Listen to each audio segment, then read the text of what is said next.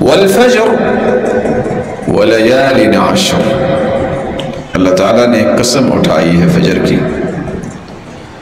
صحیح مسلم کی روایت ہے کہ 9ویں وجہ ہے جو اللہ عز و جلال نے فجر کی قسم اٹھائی ہے، لن يلج النار احد،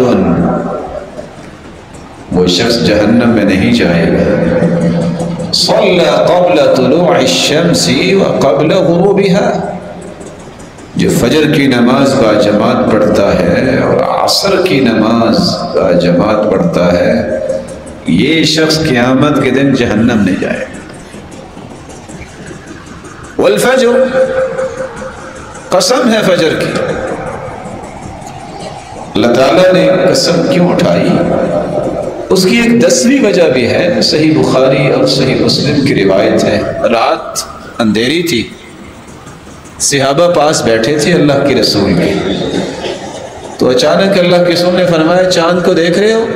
اور تھا بھی 14ویں کا چاند۔ کہا اللہ کے رسول دیکھ تو رہے، لا تضامون فی رؤیتی، کوئی رکاوٹ تو نہیں ہے دیکھنے میں؟ فرمایا نہیں۔ کہا اگر تم اللہ عز و جلال کا دیدار اسی طرح کرنا چاہتی ہو جس طرح تمہیں چاند نظر آ رہا ہے 14ویں رات کا، تو پھر کیا کرو؟